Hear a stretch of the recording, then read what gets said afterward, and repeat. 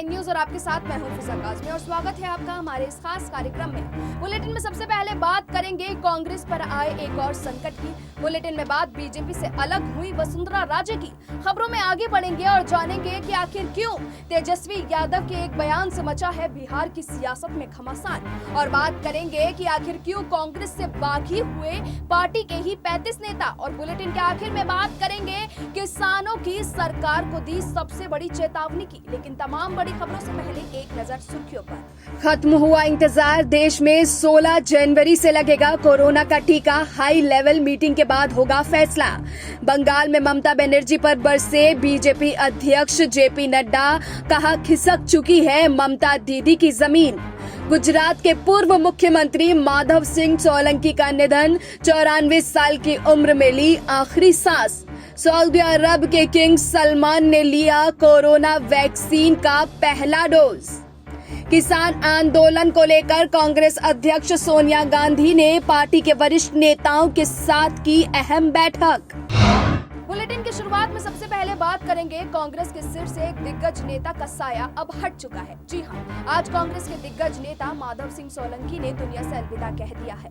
गुजरात के पूर्व मुख्यमंत्री माधव सिंह सोलंकी का आज निधन हो गया है। माधव सिंह सोलंकी कांग्रेस के बड़े नेता थे और वो 4 बार गुजरात के मुख्यमंत्री रह चुके थे। 94 साल की उम्र में उनका निधन हो गया है। सोलंकी कांग्रेस के बड़े नेता माने जाते थे। वो भारत के विदेश मंत्री भी रह चुके थे। गुजरात की राजनीति और जातिगत समीकरणों के साथ प्रयोग कर सत्ता में आने वाले माधव सिंह सोलंकी खाम थ्योरी के जनक माने जाते थे।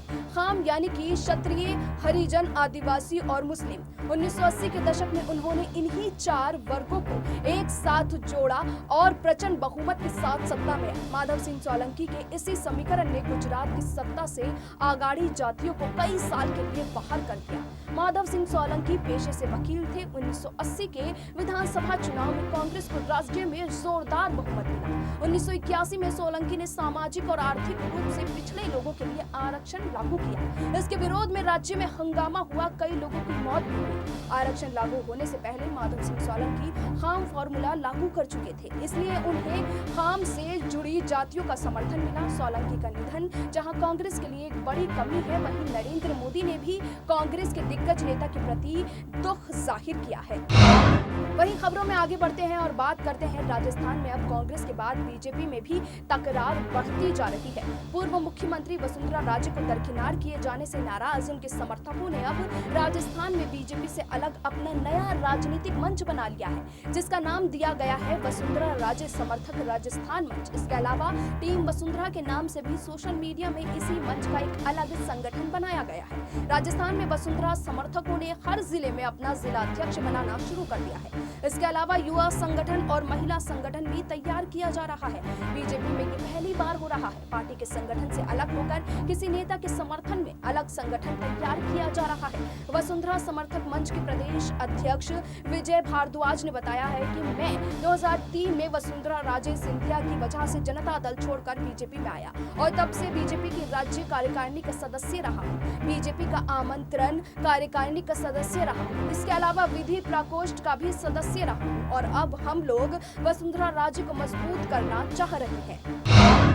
इसके साथ ही बिहार की राजनीति में हर रोज नए नए बयान सामने आ रहे हैं। इसी कड़ी में तेजस्वी यादव ने जो बयान दिया है, उसने बिहार की सियासत में एक बार फिर से नए संकट को जन्म दे दिया है। कुछ दिनों से राजनीतिक गलियारों में ये कयास लगाए जा रहे थे कि नीतीश कुमार बीजेपी का साथ छोड़कर आरजेडी का दामन थाम सकते हैं, लेकिन ऐसे सभी कयासों पर तेजस्वी यादव ने विराम लगा दिया। तेजस्वी यादव ने पटना लौटते ही बिहार में नीतीश कुमार के साथ राजनीतिक समझौते की संभावनाओं पर विराम लगा दिया। बिहार वापस आते ही नेता प्रतिपक्ष तेजस्वी यादव ने नीतीश कुमार को निशाने पर लेते हुए कहा कि दोबारा उनके साथ जाने का सवाल ही नहीं उठता है। ये सरकार ज्यादा दिन की मेहमान नहीं है। हम मध्य अवधि चुनाव के लिए तैयार हैं। पहले कुछ दिनों से बिहार की राजनीति में ये चर्चाएं आमतौर पर सुनी जा रही थी कि नीतीश कुमार बीजेपी से अंदर ही अंदर नाराज चल रहे हैं और इसी नाराजगी की वजह से रजत और जेडीयू के एक बार फिर मिलने की संभावनाएं प्रबल हो रही। लेकिन तेजस्वी यादव ने बयान देकर नीतीश से कोई समझौता नहीं करने की अपनी नीयत साफ कर दी है।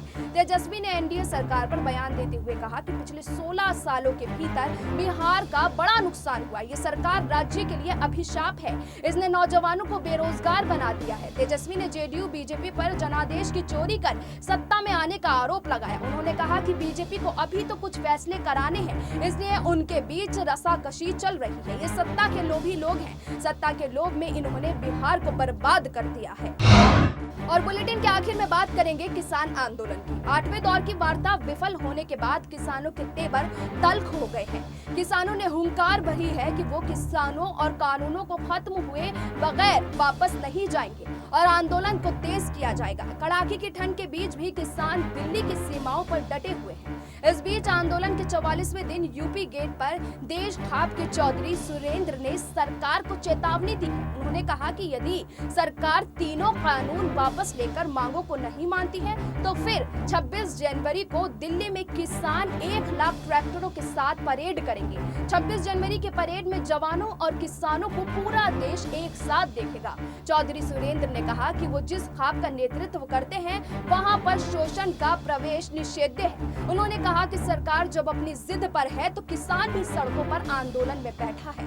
वहीं इस बीच में 11 जनवरी को किसान आंदोलन को लेकर सुप्रीम कोर्ट में सुनवाई भी होनी है। बातचीत के दौरान किसानों के तेवर काफी कड़े हैं। किसानों का साफ कहना है कि जब कृषि कानूनों को वापस नहीं लिया जाएगा तब तक किसानों का आंदोलन जारी रहेगा। लेकिन अब देखना होगा कि अगले दौर की बातचीत में क्या कुछ हल निकल पाता है या नहीं। फिलहाल इस बुलेटिन में इतना ही, लेकिन देश और दुनिया की तमाम बाकी खबरों के लिए आप जुड़े रहिए SPN 9 न्यूज के साथ।